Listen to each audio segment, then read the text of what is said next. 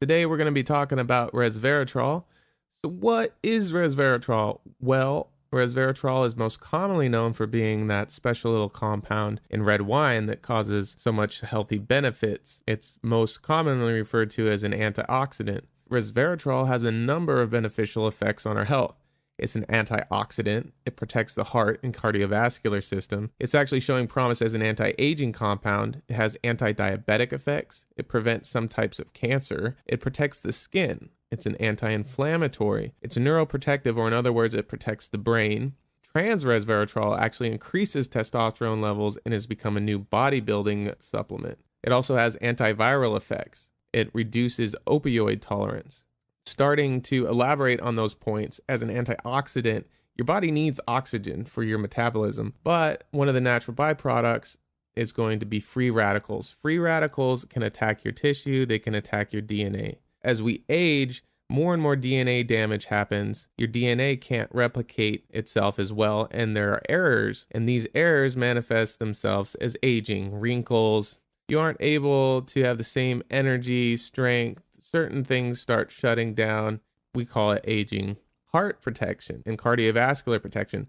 So it increases nitric oxide production. This is a gas that increases the size of your blood vessels. So why is that good? One, it drops your blood pressure. Two, it increases your circulation. It increases the amount of nutrients that get to your body. So this is extremely helpful. In addition to this, resveratrol actually prevents against platelet aggregation. This causes clots. What's wrong with clots? Well, those clots get dislodged and then they can reach the heart and cause a heart attack, or reach the brain and cause a stroke. So we're actually decreasing that with resveratrol.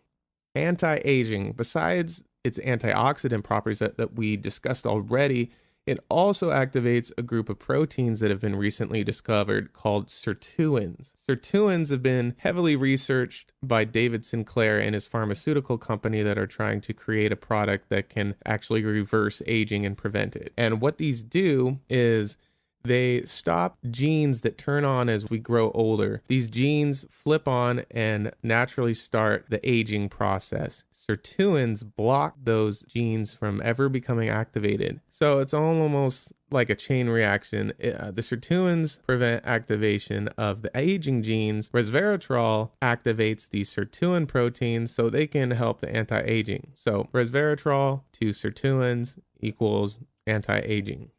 Cancer. Let's take a look at that. In lab studies involving mice, melanomas were actually prevented by topically placing resveratrol onto their skin. Now, if they took the resveratrol orally by mouth, then it did not prevent the cancer. So it was important that it was topically applied.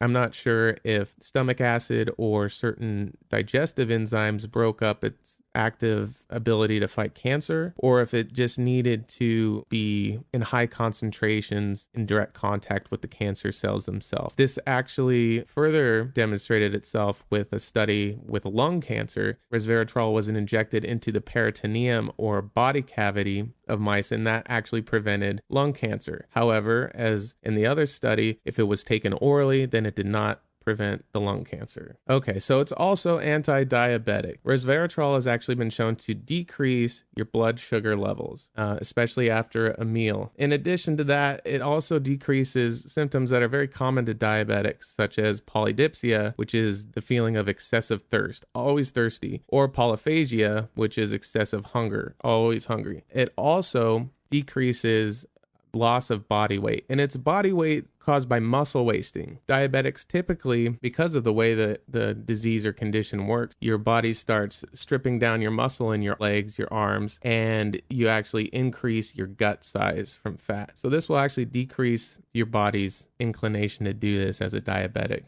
So skin, it protects the skin. It protects it against harmful UV radiation. It's actually being started to be used in body products, not only as a skin protectant. I imagine they'll start to be using it as sunscreen, but it's used in a lot of beauty products to enhance the skin's natural radiance, that type of thing. It actually, when combined with metformin, protects against collagen degradation. Collagen is what gives your skin its elasticity.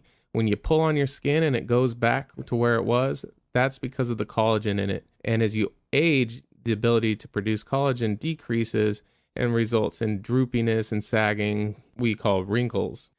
Moving on, it's neuroprotective, or it protects the brain. And as we were talking about before, it reduces beta amyloid plaques. These are the little compounds that accumulate within the brain that are known to cause Alzheimer's disease. So taking resveratrol will actually decrease beta amyloid plaque formation and therefore protect against Alzheimer's disease and against memory impairment, those types of neurological conditions. Testosterone. It will increase testosterone. Trans resveratrol has been shown to increase testosterone. It is being marketed as a sports supplement now, a bodybuilding supplement to help gain mass, muscle mass.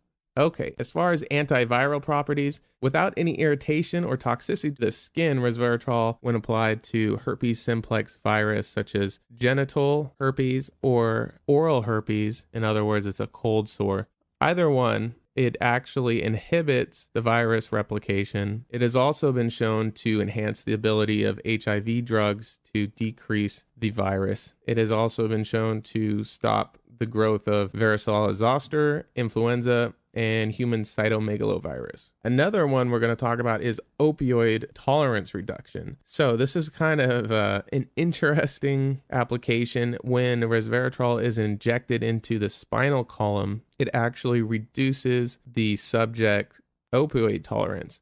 Opioids are heroin, morphine, things that latch onto the opioid receptors in our brains and give us the pleasure through dopamine release. Well, after a prolonged exposure to these drugs, tolerance builds up and withdrawal symptoms are extremely painful and hard to deal with. Injecting the spinal column with resveratrol apparently will decrease this opioid tolerance.